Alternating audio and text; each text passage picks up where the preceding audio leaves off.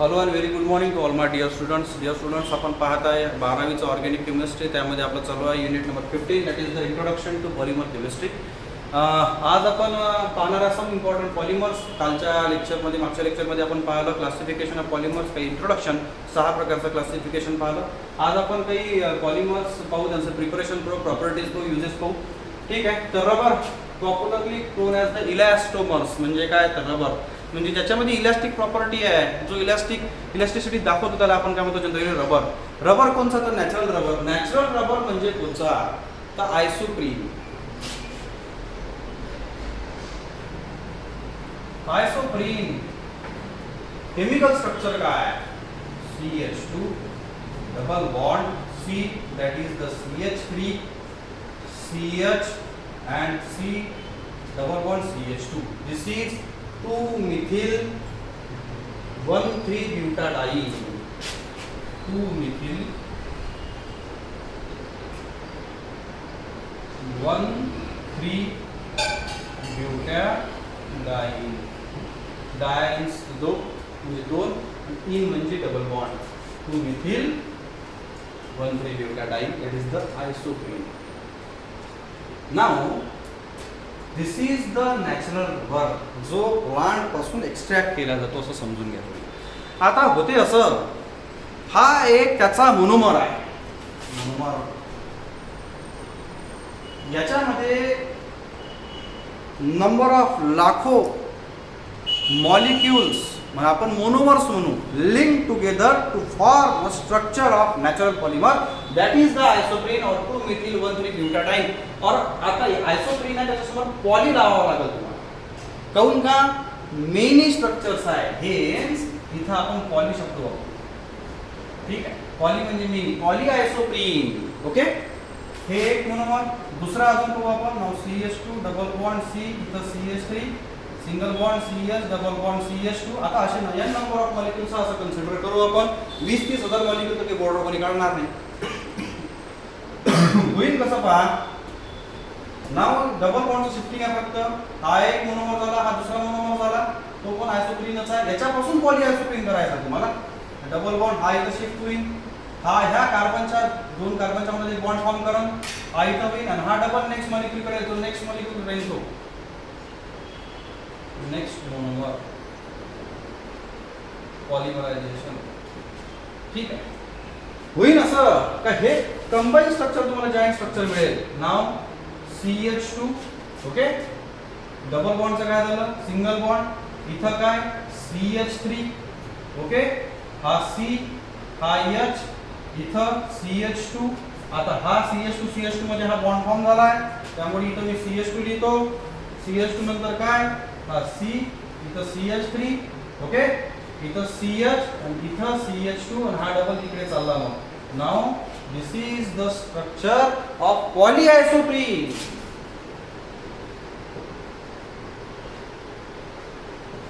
This is the structure of polyisoprene a natural rubber.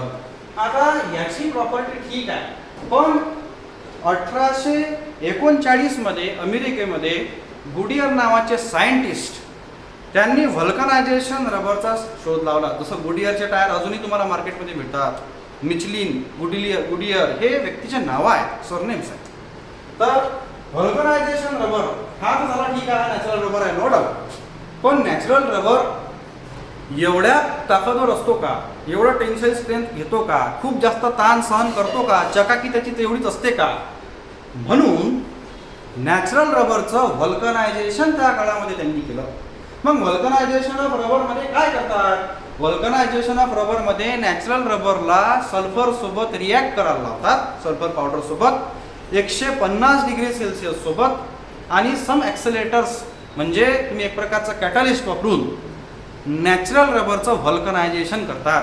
या व्हल्कनायझेशन प्रोसेसमध्ये number of crosslink polymers वाढतात. म्हणजे crosslink होईल म्हणजे तो नेटवर्क लाईक स्ट्रक्चर, त्याचं जॉईंट स्ट्रक्चर तयार होते, आणि म्हणून वेंड्रेबल फोर्सेसची पॉवर अजून जास्त वाढते, त्याची इलॅस्टिसिटी अजून जास्त वाढते, टेन्साईल स्ट्रेंथ अजून जास्त वाढते, चकाकी अजून जास्त वाढते, लॉंग लाईफ नेचर अजून जास्त वाढते.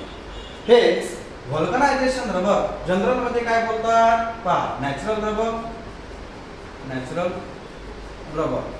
आता हा तुमच्यासमोर आहे natural rubber plus sulphur polymerisation accelerators catalyst म्हणा व्हल्कनाइज्ड रबर. राहिली गोष्ट स्ट्रक्चरची ते काढूनच तो आपण. आता अशा नंबर ऑफ मॉलिक्युल्स घ्या तुम्ही. ठीक आहे, हे वाला घेऊ CH2 हा इकडे अजून कुठेतरी अटॅच असेलच. हा C इथं CH3. ठीक आहे, हा CH इकडे हा CH2 हा इथून इकडे कुठे अटॅच असेलच नाही का. हा आता सरळ सरळ गोष्ट आहे का आता या कंडिशन मध्ये इथं डबल बॉन्ड राहीलच. ठीक आहे, आता या कंडिशन मध्ये हा एक मॉलिक्यूल असाच जर दुसरा मॉलिक्यूल जर आला तर CH2 C इथं CH3 इथं हा मॉलिक्यूल CH2 आणि यांच्या मध्यात सल्फरचे क्रॉस लिंक्स असतात आणि ह्या क्रॉस लिंक मुळे चला ठीक आहे आपण एक अजून एक स्ट्रक्चर काढून पाहू. नाव CH2 इथं C इथं CH3. ठीक आहे, त्यानंतर इथचा हायड्रोजन एक कमी करू. ओके, इथं सल्फर इथं एक सल्फर आणि त्यानंतर हा इथं CH2 हा एक CH2 हा एक हायड्रोजन इकडे डबल वेग एकासोबत तो सल्फर क्रॉसलिंक दाखवूनच this is called as the crosslink structure network structure. यामुळे त्याचा टेन्साइल स्ट्रेंथ वाढते, कॉइलिंग वाढते आणि म्हणून त्या रबरची टेन्साइल स्ट्रेंथ वाढते. This is called the vulcanisation of natural rubber. And हा इम्पॉर्टंट पॉईंट आहे. काऊन का तुम्ही पहा ना रबर कोणचा आहे घ्या तुम्ही तो बलून घ्या गाडीचा टायर घ्या नॅचरल रबर पासून बनला आहे पण नॅचरल रबर घेतला आणि डायरेक्ट टायर बनवला असं नाही होत. व्हल्कनायझेशन प्रक्रिया वापरावं लागेल नाही तर टायर तुमचा रोज पंक्चर होईल. ठीक आहे, तर या कंडिशन्स मध्ये आपण नॅचरल रबर मध्ये पहिलं पाहिलं पॉलिआयसोप्रीन म्हणजे 2-methyl-1,3-butadiene. त्यानंतर त्याचं पॉलिमरायझेशन पाहिलं नंतर व्हल्कनायझेशन पाहिलं. ठीक आहे, यानंतर पुढचं टॉपिक पाहू आपण पॉलिथिन्स.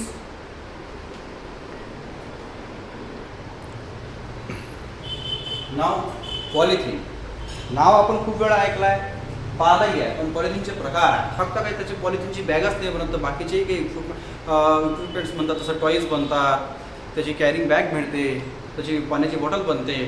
अशा नंबर ऑफ त्याचे एक प्रॉपर्टीज आहे पॉलिथिनच्या तर त्याच्यापासून नंबर ऑफ थिंग्स बनतात. चल ठीक आहे आपण पॉलिथिन्स पाहूया. पॉलिथिन्स पॉली म्हणजे मेनी थिन म्हणजे आता काय होते बघा नाव CH2 double bond CH2 ethylene म्हणा किंवा इथीन म्हणा इथिलीन म्हणा किंवा इथीन याचं जर तुम्ही पॉलिमरायझेशन करा नंबर ऑफ मॉलिक्युल्सचं याचं जर तुम्ही पॉलिमरायझेशन कराल तर रिझल्टंट स्ट्रक्चर तुम्हाला असं मिळेल CH2N. आता असे नंबर ऑफ मॉलिक्युल्स लागलेले आहेत लाखो मॉलिक्युल लागले आहेत इथिलीनचं काय होईल पॉली आणि त्याचंच IUPAC नाव काय पॉली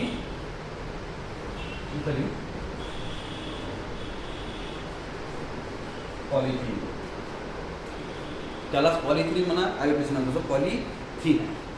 नाव पॉलिथिनचे पडतात बेटा दोन प्रकार. पहिला लो डेन्सिटी पॉलिथिन और पॉलीइथिलीन. Low density polythene.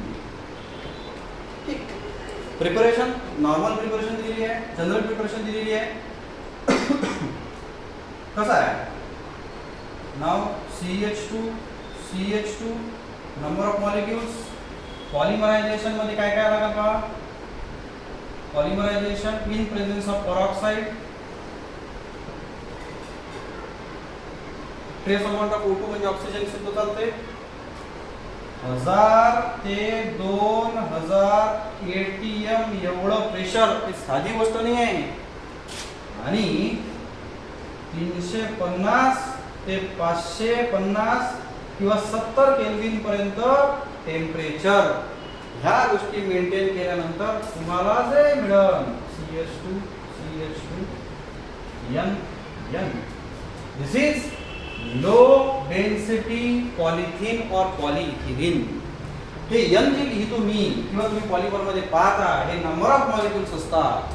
ठीक आहे, आणि हे जे डॅश अशी दोन्ही याच्यातून देतो आपण, म्हणजे हा मॉलिक्यूल अशासारख्या हजारो मॉलिक्यूल्सला लागलेला असतो.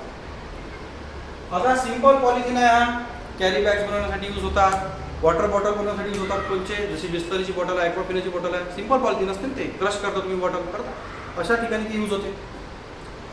दुसरा प्रकार आहे पॉलिथिनचा हाय डेन्सिटी पॉलिथिन.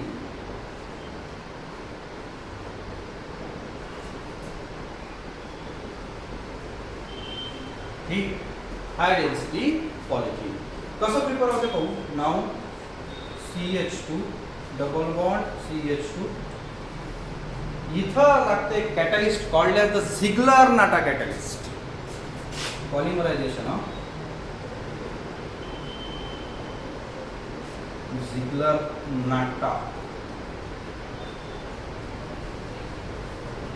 हो, आपण कॅटलिस्ट काय आहे, याच्यामध्ये जवळजवळ 6 to 7 ATM एवढं प्रेशर आणि 333 केल्विन टू 433 केल्विन एवढं जवळपास लागेल. हे झालं टेम्परेचर. आता झिग्लर-नाटा म्हणजे काय, तर TiCl4 titanium tetrachloride plus aluminium C2H5O3 triethyl aluminium, हे दोन मिळूनचं जे मिश्रण आहे, this is called the Ziegler Natta catalyst. हा जो हाय डेन्सिटी पॉलिथिलीन आहे और पॉलिथिन आहे, ह्या हार्ड प्लास्टिक बनवण्यासाठी यूज होते. हार्ड बॉटल झालं, जार झाला, मग झालं, यासाठी यूज होते. आणि हे दोनही प्लास्टिक जर तुम्ही पाहिले तर नॉन बायोडिग्रेडेबल आहे. हाच जगाचा सगळ्यात मोठा प्रश्नही आहे आणि म्हणून लो मायक्रॉनचे पॉलिथिन्स यूज केले जातात आजकाल, त्या लवकर डिग्रेड होतात. ठीक आहे, दिस इज पॉलिथिन. यानंतर अजून 2 प्रिपरेशन पाहू आणि आजचं लेक्चर थांबवू. आता आजच्या 2 लास्ट प्रिपरेशन्स, एक आहे टेफ्लॉन कोटिंग म्हणा आणि पॉलिॲक्रिलाइड. ठीक आहे, पहिली गोष्ट टेफ्लॉन म्हणजे काय. टेफ्लॉन म्हणजे टेट्रा फ्लोरो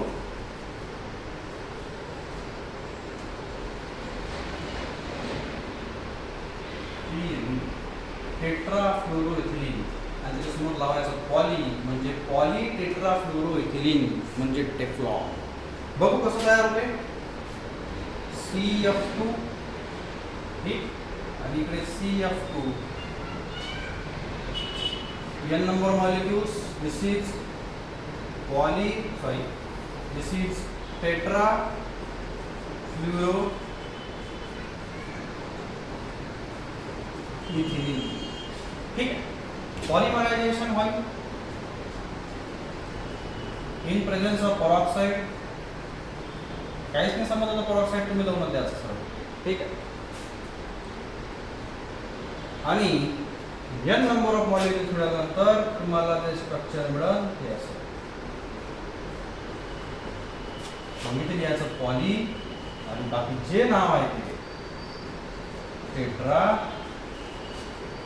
फ्लोरो आणि काय इथिलीन किंवा इथिन म्हटलं तरी चालते आणि त्यालाच म्हणतात टेफ्लॉन. हे असं टफ पॉलिमर आहे एक प्रकारचं, रेजिस्टन्स टू हीट असं म्हटलं तरी चालल. गाडीला टेफ्लॉन कोटिंग करतो आपण, ते एक प्रकारचं पॉलिमरच आहे. हे जे बॉन्डिंग आहे, हे जे CF बॉन्डिंग आहे, हे लवकर तुटत नाही, अँटी करोटिव्ह आहे, म्हणजे करोड होऊ देत नाही लवकर. अशा प्रकारे याचे काही युजेस आहेत.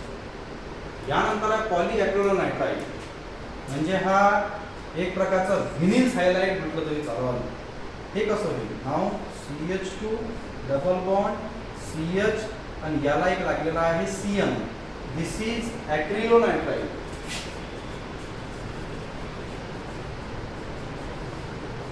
यालाच तुम्ही व्हिनिल सायनाइड म्हटलं तरी चालेल. ठीक आहे, पॉलिमरायझेशन इन प्रेझेन्स ऑफ पेरॉक्साइड. बघा काय म्हणून n नंबर मॉलिक्युल्स आहे. ठीक आहे, CH2 double bond single bond CH, इकडे काय तर CN. दिस इज पॉली ॲक्रिलो नाही, तुम्ही ऊल म्हणजे लोकर पाहिलं असाल, पण सिंथेटिक लोकर म्हणजे लोकरला रिप्लेस करण्यासाठी आता ऑर्लॉन म्हणजे पॉलिॲक्रिलोनाइट वापरतात. सिंथेटिक ऊल म्हटलं तरी चालेल, त्याचं ब्लँकेट म्हणा, चादर म्हणा, कपडे म्हणा तयार करतात. ठीक आहे. तर अशा प्रकारे टेफ्लॉन आणि पॉलिॲक्रिलोनाइट राहिला. तर हे आजच्या काही सेव्हरल प्रिपरेशन्स होत्या. पुढच्या लेक्चरला पुढच्या सेव्हरल प्रिपरेशन्स आपण करणार आहे. तिथपर्यंत धन्यवाद.